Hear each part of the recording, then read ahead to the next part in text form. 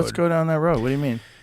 Well, there seems to be a certain amount of experimentation with particles being released from aircraft for some reason. I would assume and have long assumed that there is experimentation with altering the albedo of the Earth so it reflects more light back into space. Well, there's certainly proposals.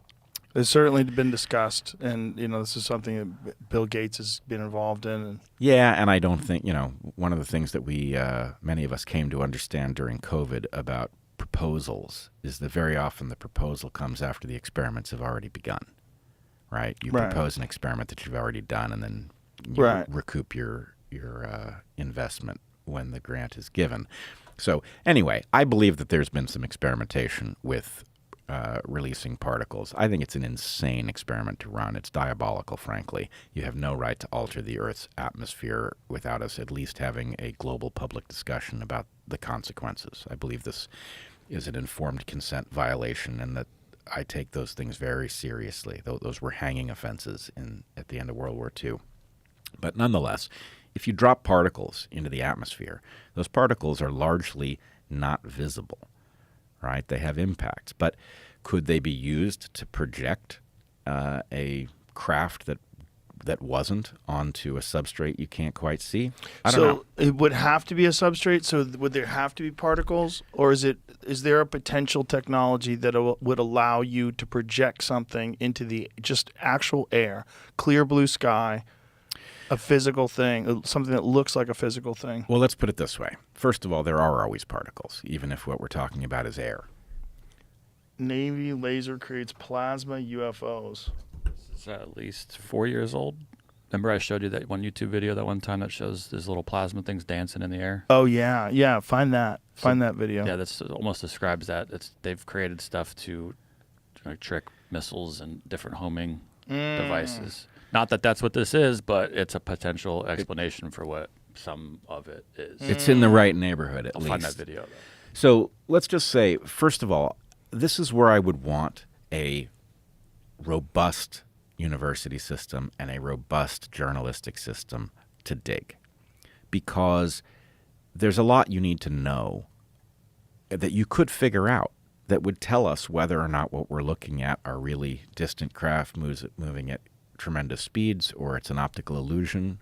Let me just give you an example. You'll probably have. This is 10 years old. Whoa. Huh. And they can do it in patterns like this in the air? This is what they could do a long time ago. With aliens. What they're showing so on they're YouTube. making a butterfly out of plasma bulbs in the air. Huh. Or plasma That's pretty balls. good. I've seen a few other Pretty things like that. wild. Years ago. And pretty silent. What? Oh, my God. That's pretty good. That's insane. Oh, my God. Now make a 13 years tic-tac. old.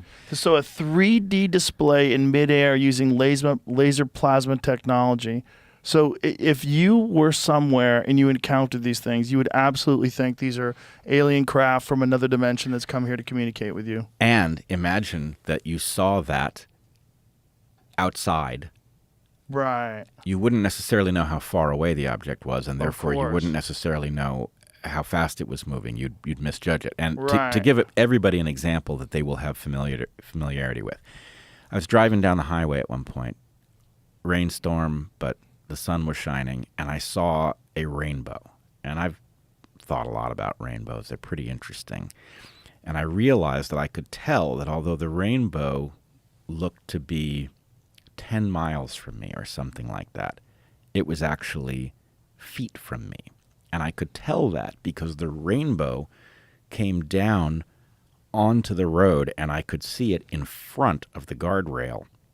Right? Continuous rainbow, where the parts up here look like they're closer to the mountains in the distance.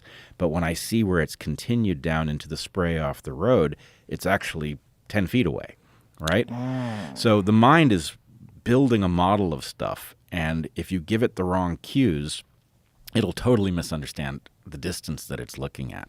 I mean, to the extent that a rainbow is at a distance, right? Right, especially when you take into consideration a lot of these UFOs are in night skies. Yeah. Right. And so it's all black sky, or it's very difficult to gauge. So if you had Depth. if you had a robust journalistic apparatus, what it would want to do is figure out, well, if person A was standing in location X and they saw a craft moving at what appeared to be 200 miles an hour at a distance of 5 miles, then the question is, well, who else would have seen it? And if we go and we ask people who were standing in those locations, did they see it at all? Because if they didn't, then maybe the thing was inches away from the person being projected locally, right? And they only felt like they saw something at a great distance.